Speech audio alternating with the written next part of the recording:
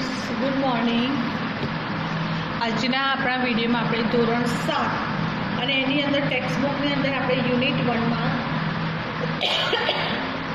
Activity 1 થી 8 complete થઈ ગઈ છે.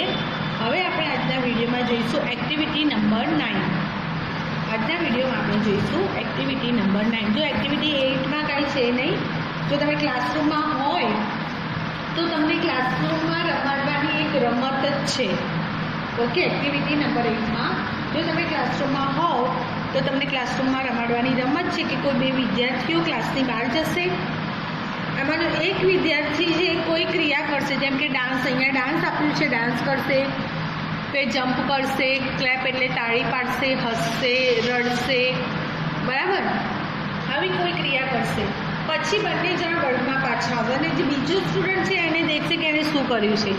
પછી વર્ગમાં આવશે એટલે ક્લાસના સ્ટુડન્ટ, બીજા વિદ્યાર્થીઓ એ બોલશે કે એને શું કર્યું છે, કે did he jump, did he dance. જો સાચું હશે તો એની સાથેનો વિદ્યાર્થી યસ કહેશે, નહીં તો નો કહેશે. યસ આવે એટલે એ વિદ્યાર્થી બેસી જશે અને બીજા બે વિદ્યાર્થીઓ ઊભા થઈ અને બહાર જશે. ઓકે, પણ આ ક્લાસરૂમની એક્ટિવિટી છે એટલે આપણે અહીંયા હાલ લેવાની નથી. ઓકે, હવે જોઈએ એક્ટિવિટી નંબર 9 શું છે આપણને, કે નીચે ડૉક્ટર સ્મિતા અને મનોજભાઈ સરપંચની એક દિવસના કાર્યોની માહિતી આપી છે.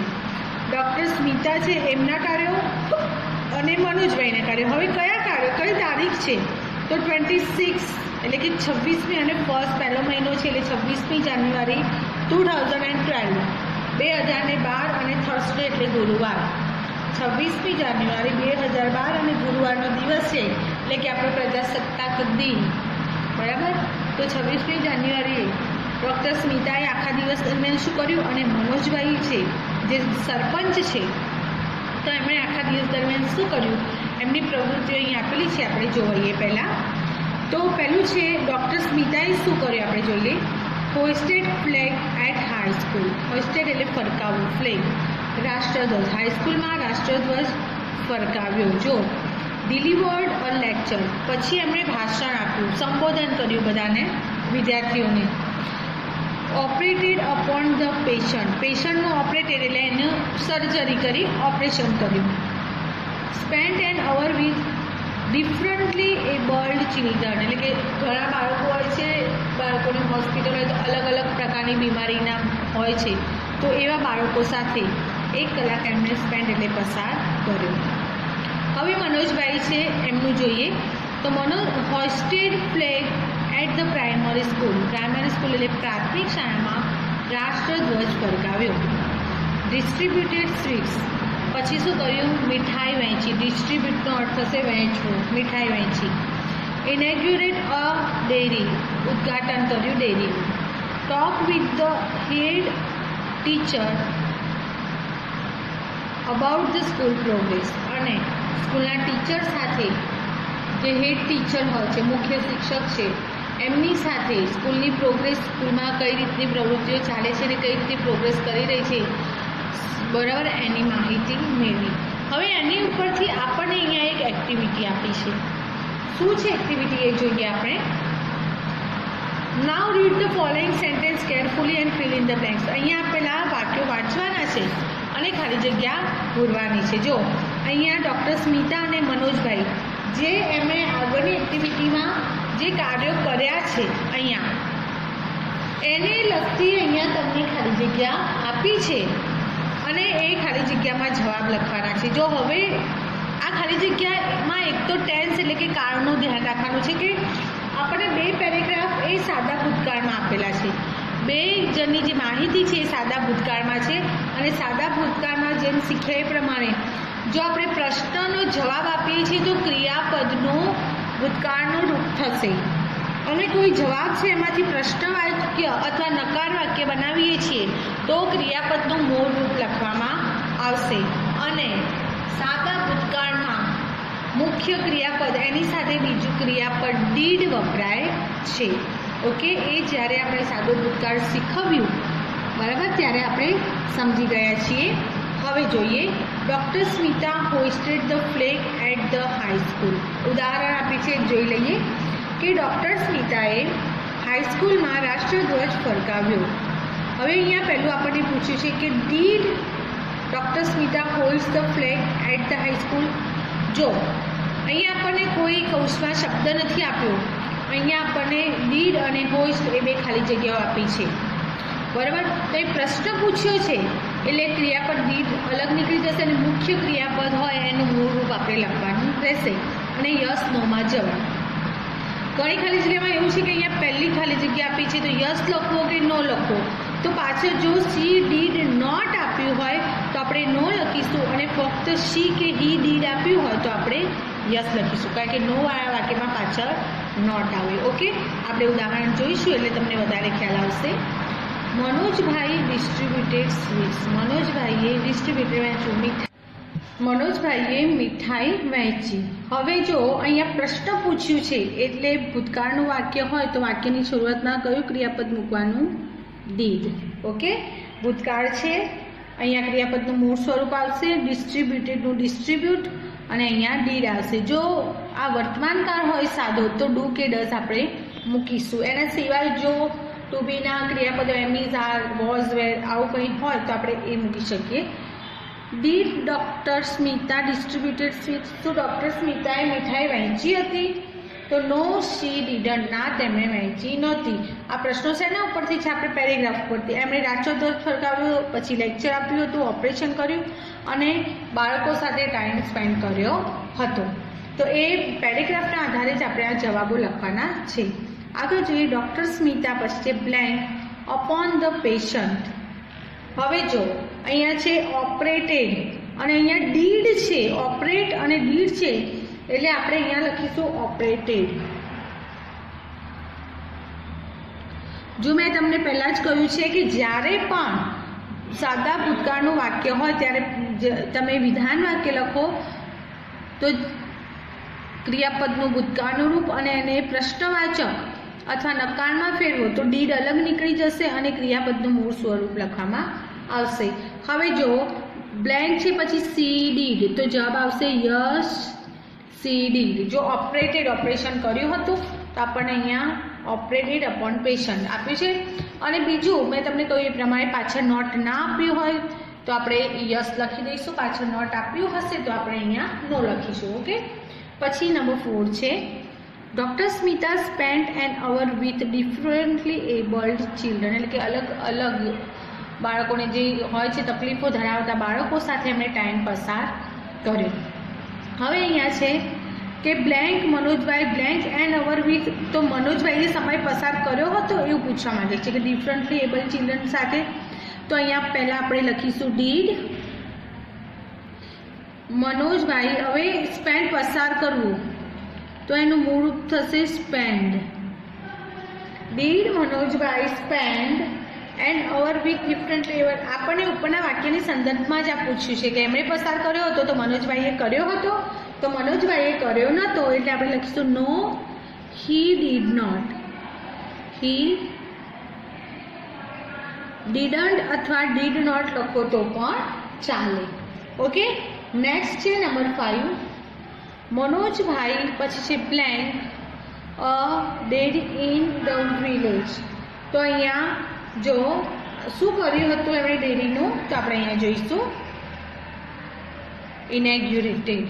તો આપણે એ જ વર્ડ આખો અહીંયા લખી દઈશું.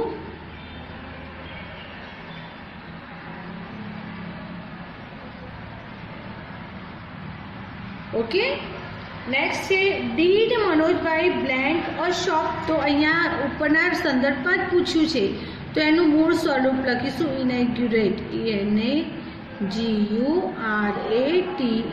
ઓકે, ઈડી નહીં આવે કેમ કે ડીડ નીકળી ગયું છે, બરાબર. તો શોપનું ઇનેગ્યુરેટ કર્યું હતું તો ના, એટલે આપણે લખીશું no he didn't. No he didn't. ના, એમણે કર્યું નહોતું. નેક્સ્ટ છે નંબર 6 મનોજભાઈ talked with the head teacher about school progress.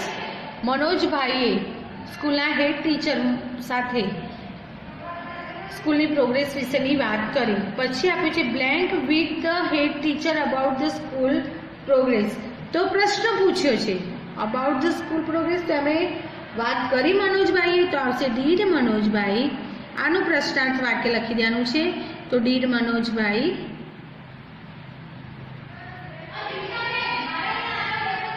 ટોકનું થશે TALK ટોક. ડીડ નીકળી ગયું. પ્રશ્ન છે એટલે આપણે જોયું કે પ્રશ્ન વાક્યમાં ક્રિયાપદનું મૂળ સ્વરૂપ આવશે, પછી આગળ with the head teacher about school progress. Okay, તો યસ હી ડીડ, કેમ કે એમણે ટીચર સાથે આપણે જોઈએ પેરેગ્રાફ, તો talk about progress with school teacher કરી હતી. ઓકે, નેક્સ્ટ છે doctor Smita delivered lecture. Doctor સ્મિતાએ લેક્ચર એટલે ભાષણ આપ્યું. હવે અહીંયા પ્રશ્ન પૂછ્યો છે કે એમણે આપ્યું હતું, તો આપણે પ્રશ્ન બનાવીશું તો કે ડીડ, જો ભૂતકાળ છે એટલે ડીડ અલગ નીકળશે. ડૉક્ટર સ્મિતા ડિલિવર DELIVER અ લેક્ચર. શું એમણે લેક્ચર આપ્યું હતું? તો યસ શી ડીડ, હા આપ્યું હતું.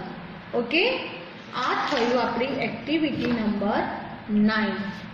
હવે આગળ આવે છે આપણી activity number 10.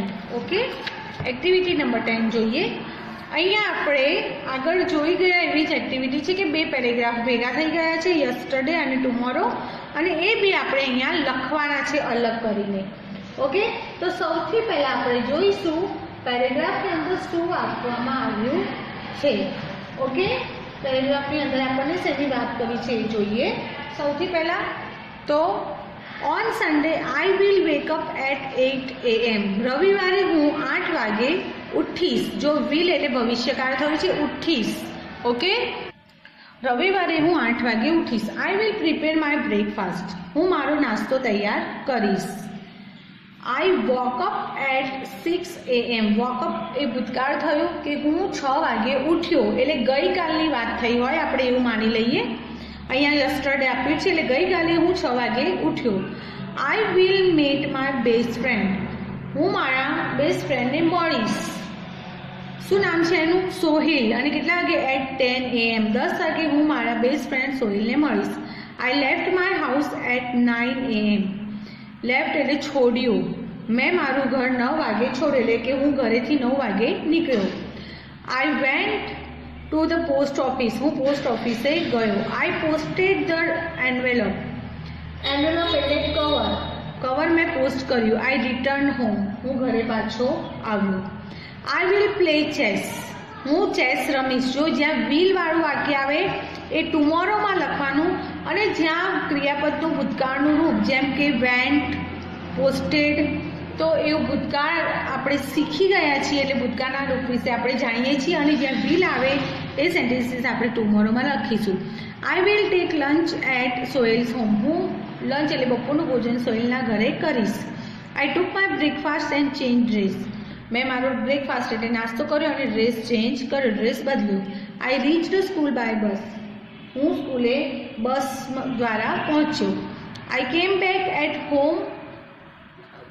Back home at 5:30 PM. હું સાંજે 5:30 ઘરે કેમ બેક એટલે પાછો આવ્યો. We will go for a movie. અમે મૂવી જોવા, પિક્ચર જોવા જઈશું. I will return home at 7 PM. હું ઘરે 7 વાગે રિટર્ન એટલે આવીશ, પાછો આવીશ. Then I watch TV and played video games with my friends. પછી હું ટીવી જોઈશ અને મારા મિત્રો સાથે video game રમીશ.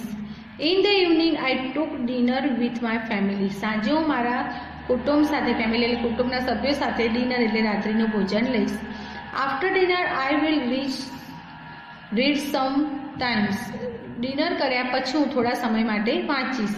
I went to bed at 10 AM. અને 10 વાગે હું વેન્ટ ટુ બેડ એટલે સૂઈ જઈશ. હવે આપણે યસ્ટરડે અને ટુમોરોના વાક્યો આપ્યા છે, આપણે અલગ કરવાના છે. ભૂતકાળ વિશે આપણે શીખી ગયા છીએ કે જે ભૂતકાળનું રૂપ આપતું હોય યસ્ટરડેમાં લખીશું, અને ભવિષ્યકાળ ટુમોરો ભવિષ્યકાળ આપણને આવે, પણ જ્યાં વિલ વાળું વાક્ય હશે આપણે આમાં લખીશું. એક એક સેન્ટેન્સ આપણને આપેલું છે કે on Sunday I woke up at 8 AM અને I prepared my breakfast. Okay, એ આવશે. I will prepare my breakfast એટલે શેમાં આવશે? ભવિષ્યકાળમાં. તો I will prepare my breakfast એટલે નાસ્તો. જ્યાં વિલ આવશે એ વાક્ય આપણે ટુમોરોમાં લખીશું, ભૂતકાળના રૂપવાળું અહીંયા લખીશું. આઈ વોક અપ એટ 6 AM એ આવી ગયું છે. I will meet my best friend Sohil. I will meet my best friend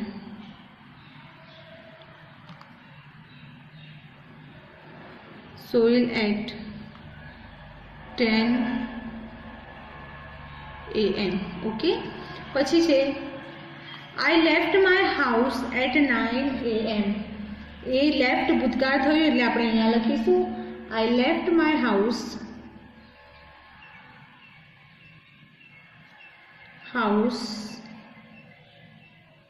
at 9 AM. 9 વાગે મેં ઘર છોડ્યું. I went to the post office. એ પણ અહીંયા આવશે I went to the post office. Okay, next છે I posted the envelope. Post office ગયો એટલે એન્વેલોપ ત્યાં જ પોસ્ટ કર્યું હોય તો આઈ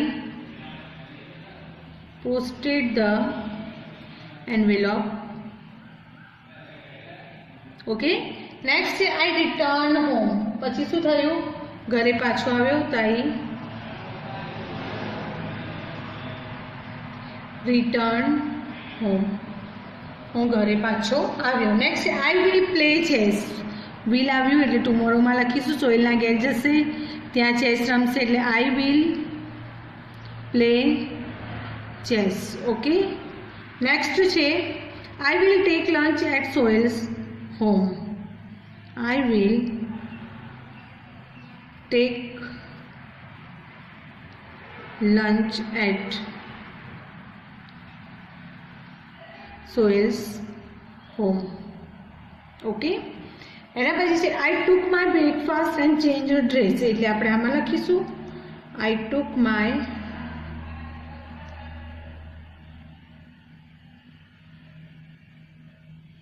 breakfast and changed dress. Okay, પછી છે આઈ રીચડ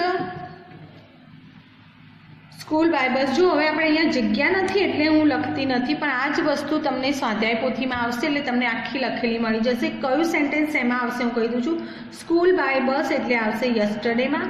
આઈ કેમ બેક હોમ એટ 5:30 એ પણ આવશે યસ્ટરડેમાં. I will go for a movie એ આપણે અહીંયા જગ્યા છે એટલે લખી દઈએ I will go for a movie. અમે મૂવી જોવા જઈશું.